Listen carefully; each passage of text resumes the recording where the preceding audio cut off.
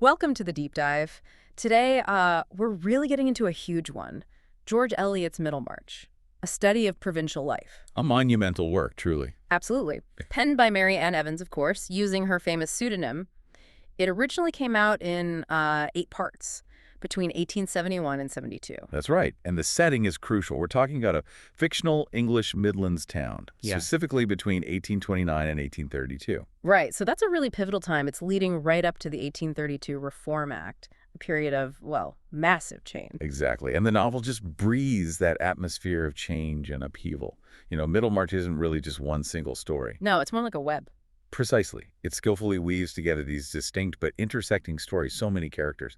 And Eliot dives deep into these really big, enduring themes. Like what specifically? Well, you've got status of women, which was obviously evolving, the real nature of marriage, idealism versus reality, political reform, and even, the medicine of the day. It's such a broad scope. And its own story, its reception is fascinating too.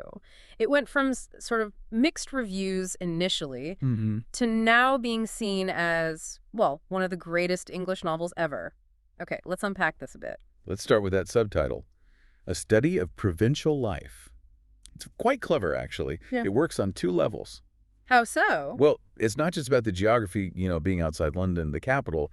It's also hinting at a state of mind. Like provincial meaning a bit. Right. Narrow-minded, unsophisticated. Exactly that. And interestingly, many think this fictional town might be based on Coventry. That's where Eliot lived for a while. That makes sense. You can feel that kind of closed-in atmosphere sometimes, and Yeah. she uses that setting to weave together all these different lives, doesn't she? Absolutely. You have Dorothea Brooke searching for some grand purpose, Yeah, her story is so central. and Dr. Lydgate, Tertius Lydgate, with his ambitions to reform medicine. Then there are the romantic ups and downs of Fred Vincy and Mary Garth. It's a whole tapestry. And these individual stories, they aren't just happening in a vacuum, are they? They really connect to the bigger picture of the time. Oh, completely. You see how this seemingly settled community is really grappling with change it doesn't necessarily want. Like the political reforms? Political reform, yes, but also things like medical advancements, challenging old ways. It's like a miniature version of the whole nation kind of shifting on its foundations. Let's talk about Dorothea Brooke for a minute. She's such a compelling figure, wealthy, intelligent, full of these huge aspirations. Very idealistic. But then she makes this marriage to the clergyman, Edward Casaubon, who's much older. And it seems like such a mistake, born from that idealism. It really is. Eliot uses it to show how idealism, even with the best intentions, can go terribly wrong. Casaubon. Well, he's pedantic, isn't he? Definitely. And his big life's work. His key to all mythologies, it's tragically out of date. Obsolete, really, thanks to new European scholarship he seems unaware of or unwilling to engage with. It's painful to read. And it highlights marriage as this major theme, almost like Eliot's running experiments.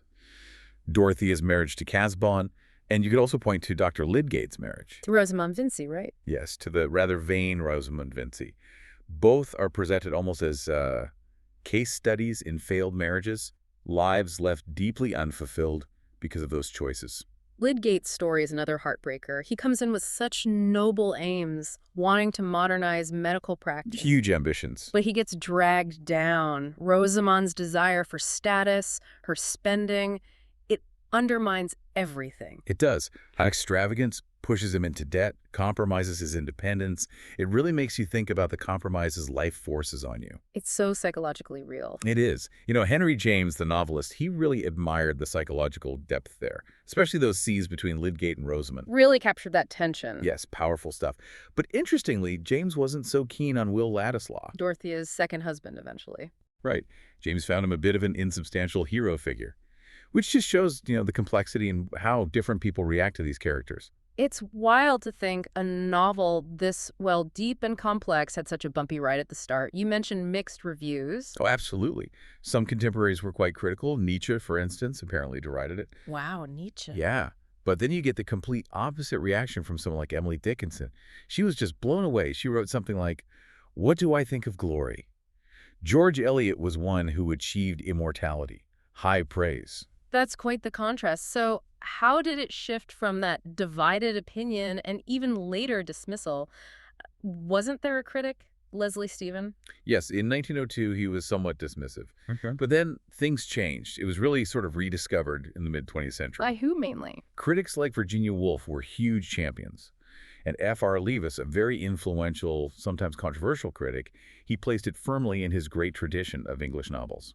That was significant. And that momentum just built, because now it feels like it's consistently ranked right at the top. Eliot's finest work, one of the greatest English novels, period. It often tops those critics' polls, like the BBC Culture one. I think what endures is its profound analysis. It's not just about history. It's about how individual lives, individual ambitions, maybe even genius, can be constrained or thwarted by their society, by the expectations, by, well, flawed relationships. Yeah, that's provincial life idea again. Exactly. Eliot gives us these incredibly insightful, often quite moving glimpses into human nature, ambition, and the reality of compromise. So for you listening, it's a powerful look at how our own hopes and dreams interact with the world we live in. Understanding those forces is still so relevant. Definitely. And maybe here's a final thought.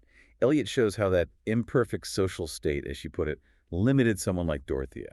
It makes you wonder, doesn't it? What kinds of provincial limitations, maybe not geographical, but mental or social, might still be holding us back today from really reaching our potential? Something to think about. A great place to leave it for today.